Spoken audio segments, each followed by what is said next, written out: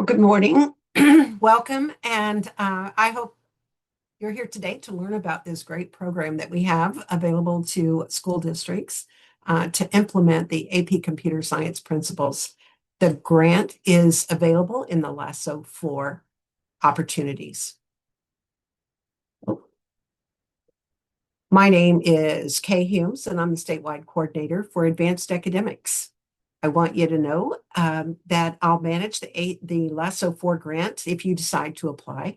I'll be a support for you as you implement this course with these grant funds. And I hope that you consider this as an opportunity to help your students excel. Let's look at our agenda today. We're going to get a look at an overview of the LASO 4 cycle, the application process and timeline. We'll do a deep dive into AP Computer Science Principles course and look at next steps. Please submit all your questions in the Q&A. We'll be collecting those for an FAQ document that will be published in a week or two after all of the webinars have been given. You will have access to these webinar slides at the link here for the LASO 4 cycle website. And if you have questions about the program, about the application process, anything about this LASO grant, please email those to laso@tea.texas.gov. Let's jump right in with an overview of the LASO 4 cycle. This learning acceleration support opportunity has one application, and there are 15 different initiatives in this application for a total of $500 million given to our school districts to help them enrich the lives of our students. In LASO 4, there are 4 initiatives: curriculum instruction, education and training, more time, innovative school models. The AP Computer Science Principles grant falls within the acceleration and rigor for curriculum and instruction. In the portfolio for LASO 4, you'll see in the highlighted red box here is the AP Computer Science Principles grant and its criteria. So let's get into the deep dive for what is this AP Computer Science Principles grant. The first thing I wanted to share with you is the program authority for this grant. The state legislature has provided $1,292,550 for each of the fiscal years in the biennium, that's 2026 and 2027, to implement the Advanced Placement Computer Science Principles course at your high school. If you notice with this is the direct language from the writer that appropriates the funds. It is the intent to assist school districts in the state in making an advanced placement computer science course available at each high school in the district. If you'll notice in the second paragraph, it does say that funds may be only used for technology, teacher training, and other expenses related to offering this AP Computer Science Principles course. Kind of a graphic overview of what we want for this grant. We have $1,292,550 to award. We can award up to $100,000 to a district, depending on how you plan to use the funds, and that will be entered in the application. We anticipate up to 100 school systems could be awarded funds. And these funds are intended for the implementation of an AP Computer Science Principles course for the 2026-2027 school year. That's next year. We'll look at the purpose of this grant, and it's to provide students experience in a computer science pathway.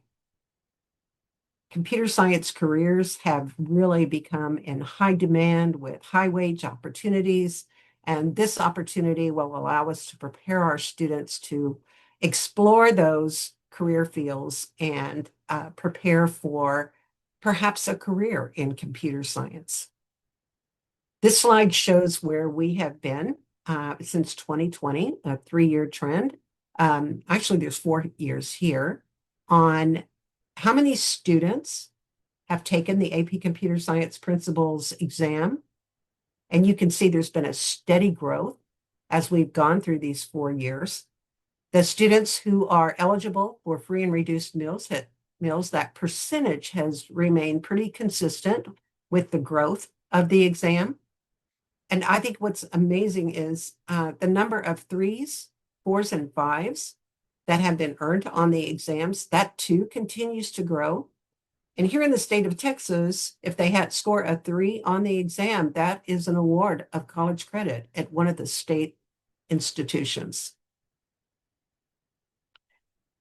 I do want to share with you about the eligibility for the criteria. Um, every school district, every independent school district, every charter school is eligible to apply for this grant. If you've had a grant before, if you already have the AP Computer Science Principles course in your district, if you're starting brand new, even if you don't have AP right now, you are eligible for this grant and the funds can be used to help produce this program. We do see here the number of districts and campuses that have been have had AP grant participation. And we'd really like to see an increase in that number if it's possible. Just a general kind of overview. It's a rephrased purpose, but the purpose is to spread the idea of computer science and offer more experiences in that computer science career field. We want to develop leaders by providing essential tools and multidisciplinary opportunities. This grant can provide funds to do whatever you'd like to help improve the success in an AP Computer Science Principles course. And of course, this is for a course that will begin 26-27.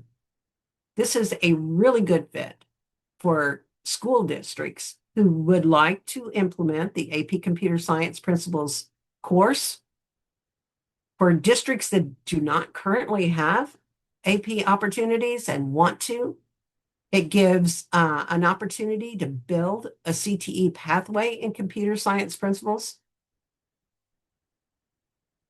The money is here to purchase equipment, supplies, do teacher training, all of the things that you need to do to help you implement this course. The program guidelines list all of these assurances, and you must agree to all of them to be granted these funds. The first slide here shows many of the TEA expectations. And this is not only for the school district, but it also applies for those who work with you, whether they are technical assistance providers or vendors that you might contract with for all the different areas that you might need them to ensure the success of the program that you wish to have.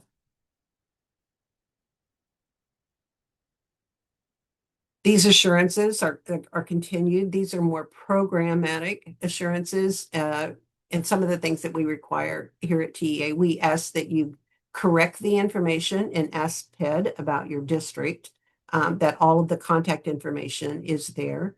We ask that you regularly submit your expenditure reports monthly. Monthly is preferred. We ask that you contract with a provider. I'll share a slide that has a list of providers for the AP Computer Science Principles course, but there is always, and some of them charge for it, others do not. Some require a contract, others do not. You'll be able to pick the one that best fits the needs of your district.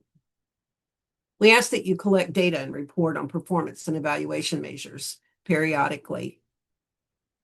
We ask that you be very diligent in recognizing that these funds can only be spent on expense items for implementing the AP Computer Science Principles course.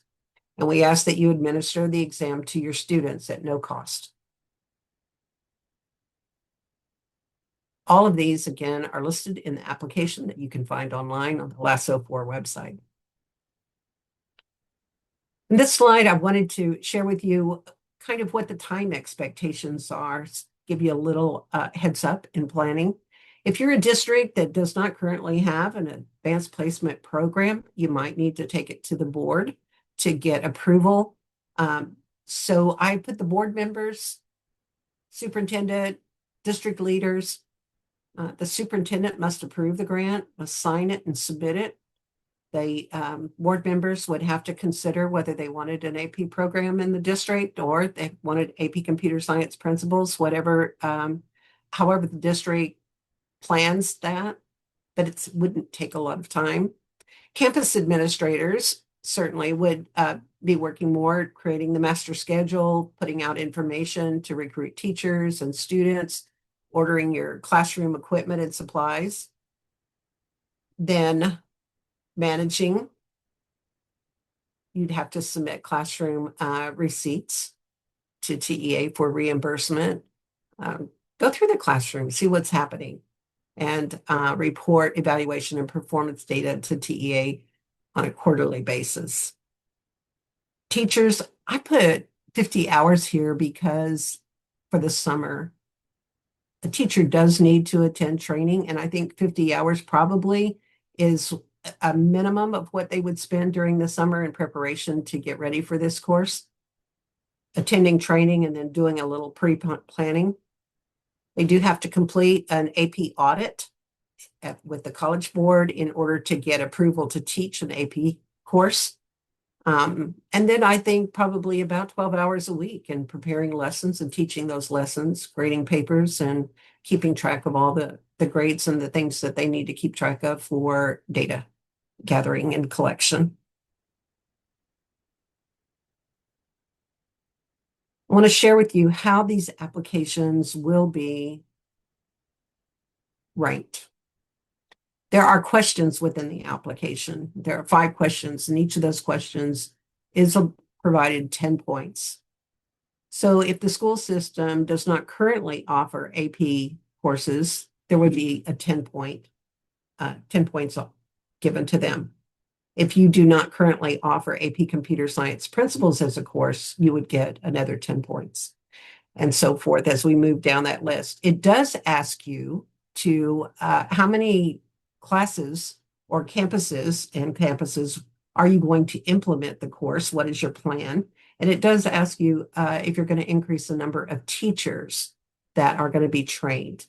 This gives us some idea of the program that you're planning to have.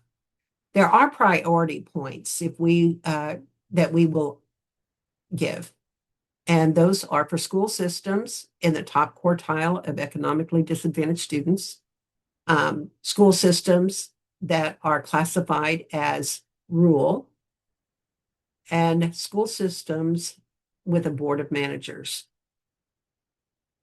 In the event of a tie, the level of AP participation and the higher the level of economically disadvantaged will have some play, will decide the break in a tie. I will tell you, though, we've not had a tie in the past 2 grants, so that's something to look forward to as well.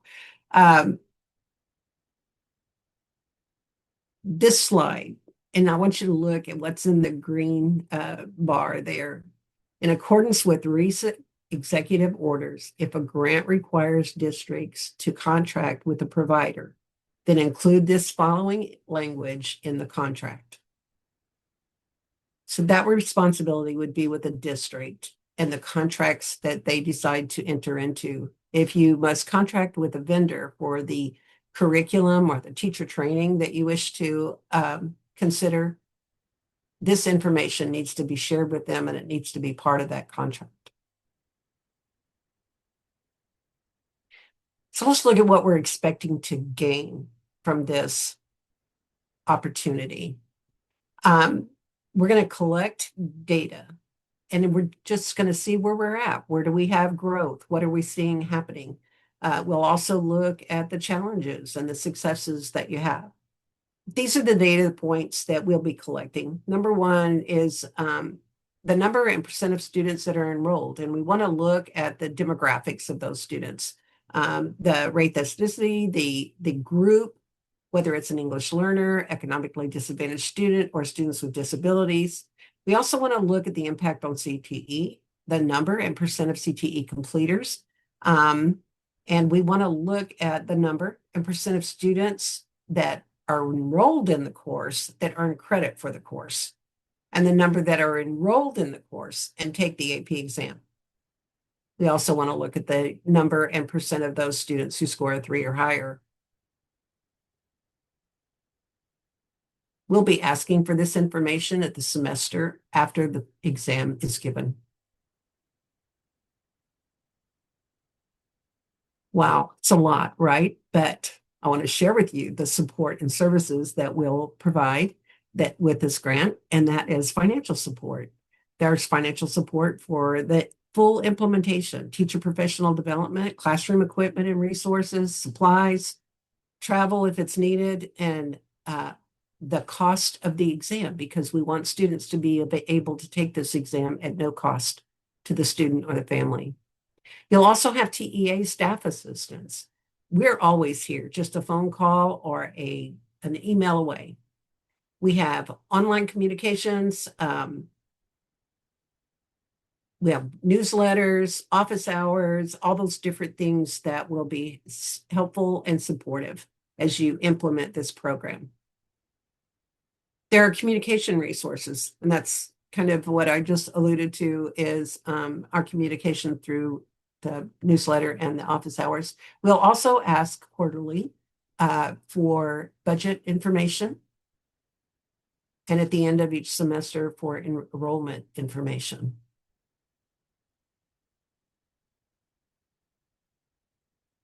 Our providers also have supports, and I've listed the supports here. The College Board actually is the one who identified these endorsed providers.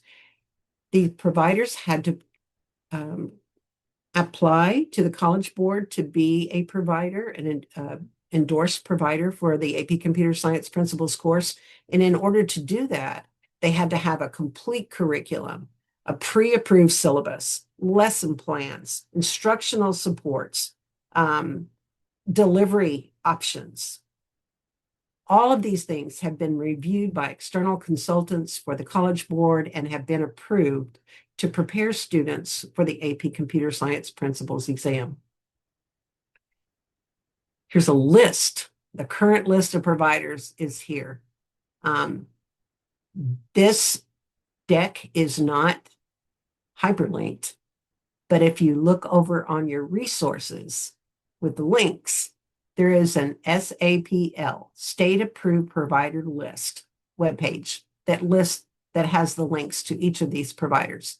You can go through and look at those. You can call them. You can contact them to identify which provider you'd like to use for your teacher. Or a really great idea is once you've identified your teacher, let them look through and see which one meets their teaching style, meets their current knowledge, because some of them use different language in teaching the computer science principles course.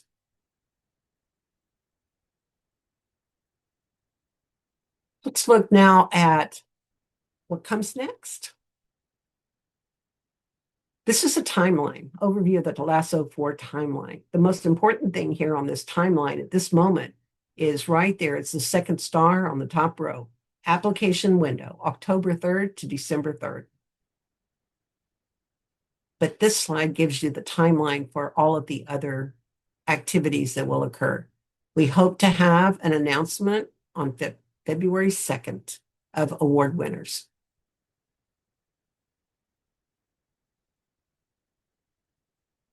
December 3rd, 5 p.m. is the deadline for the application. If for any reason you don't have the application, you don't know where it is, it got lost in the superintendent's emails, you can request an application link by filling out this form on this slide, and the superintendent will be sent a new link, but it is a very specific link for your superintendent. An application, this application, there is a PDF of this application that appears on the LASO 4 website You don't have to go through the whole application first or try to print it out before you fill it out. You can go there and get a full PDF of the application. It is really important to understand that no application will be accepted if your superintendent does not sign it and submit it. When you have questions, we have 3 office hours that are planned: October 29th, October 27th, and November 3rd. You can register for those. Write your questions down, bring them to the meeting. If you're just not sure and you want to hear some of the questions others have, you can join the office hour. But we're here to answer your questions and to be here with you. The questions that you've put in Q&A will be answered and will be part of the FAQs that we'll be posting on November 3rd. That's after all the webinars have been given. It will include questions from all the webinars in that one FAQ document. If you have any questions, please remember this email, laso@tea.texas.gov. Send your questions there, and they will be answered about any program in the LASO group, as well as this AP Computer Science Principles grant opportunity.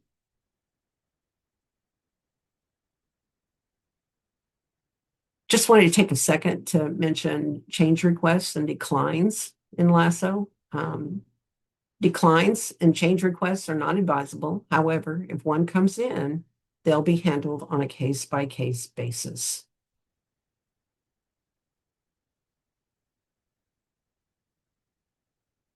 This is a very clear and very succinct slide. I love it because all of the information that you need here to move forward. The application window is October 3rd to December 3rd. Program webinars continue from until October 24th for the different programs that we have.